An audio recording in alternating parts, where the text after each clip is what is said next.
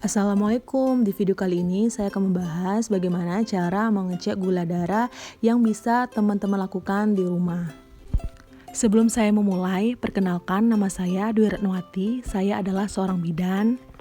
Seperti pada judul, kali ini saya akan membahas bagaimana cara mengecek gula darah di rumah tanpa harus kita pergi ke klinik atau ke rumah sakit. Oke, saya mulai saja bagaimana cara praktek menggunakan alat cek gula darah. Dan sebelum saya mulai, jangan lupa bagi teman-teman untuk subscribe, komen, dan like video saya ya. Semoga video yang saya sampaikan ini bermanfaat bagi kalian dan tetap jaga kesehatan ya. Alat yang kita gunakan itu ada alat ukur, lancet device, lancet atau jarum, test strip, dan alkohol swab. Langkah awal yang perlu kita lakukan adalah memasukkan jarum atau lancet ke dalam alatnya, yaitu lancet device seperti ini.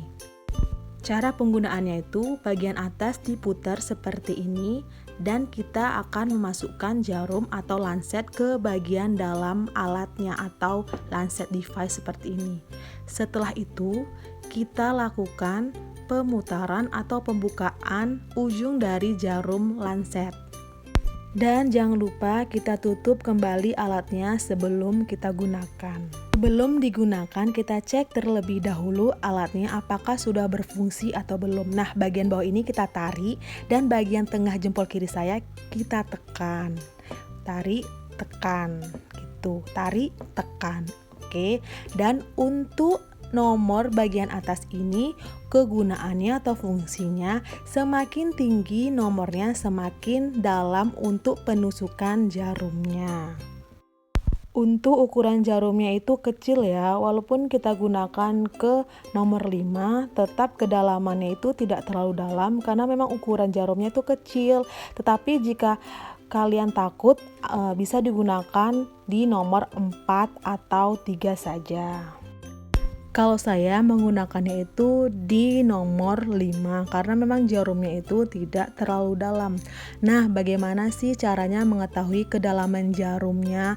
Nih, bagian atas pada nomor tinggal diputar terlebih dahulu dan tanda love itu tanda kedalaman jarum ketika digunakan. Untuk pemasangan jarum ke alat lancet device-nya telah selesai ya. Kemudian langkah selanjutnya kita memasukkan strip ke alat pengukurnya. Karena penggunaan alat ini hanya untuk mengecek gula darah, jadi kita tidak memasukkan chip seperti alat yang 3-in-1 yang semua ada cek gula, cek kolesterol, sama asam urat. Sebelum memasukkan strip ke alat pengukur gula darah, nah situ kan ada dua bagian. Bagian atas itu untuk peletakan darahnya dan bagian bawahnya untuk memasukkan alat ke dalam pengecekan gula darah. Setelah pemasangan stripnya tepat pada alatnya, pengukur cek gula darah akan berfungsi seperti ini. Tandanya siap untuk digunakan. Di sini saya akan juga memberitahukan dan memberi petunjuk bagaimana penggunaan cek gula darah yang 3-in-1. Nah, karena ini kita membahas tentang gula darah, jadi saya akan membahas tentang gula darah. Dan bagian belakang ini untuk peletakan chip, bagian depan ini untuk stripnya. Pembedaan antara yang tunggal atau yang 3-in-1 itu di bagian chipnya saja, hanya di bagian chipnya saja pembedanya. Karena kegunaannya itu 3-in-1, jadi setiap chip itu berbeda fungsinya ya. Misalnya kalau kita mau ngecek gula darah, berarti kita harus menggunakan chip untuk gula darah. Atau kalau misalnya kita mau ngecek kolesterol, kita harus menggunakan chip untuk kolesterol. Setelah selesai memasukkan chip ke alat pengecekan glukosa atau gula darah, untuk langkah selanjutnya itu sama semua penggunaannya antara pengecekan gula darah yang tunggal atau yang 3-in-1. Dari cara penggunaan lancet device atau strip yang dimasukkan ke alat pengecekan gula darah itu sama semua ya cara penggunaannya. Jadi ketika kita memasukkan strip ke alat pengecekan gula darah, ini alatnya akan hidup.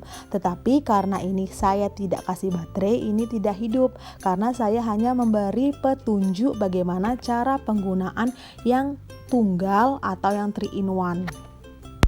Setelah selesai kita menggunakan alat gula darah ini, jangan lupa chipnya itu kita buka dan kita simpan kembali ke wadahnya.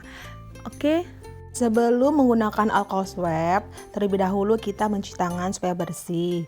Nah, setelah itu pilihlah bagian mana yang akan ditusuk. Nah, kalau saya memilih bagian tengah ini, pangkalnya, karena bagian situ adalah bagian yang lumayan agak tebal, jadi tidak terlalu sakit ketika ditusuk.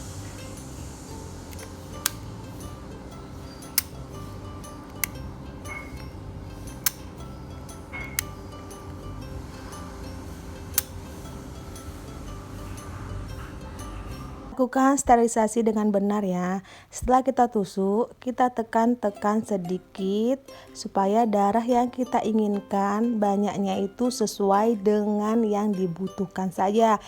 Tidak boleh berlebihan ya.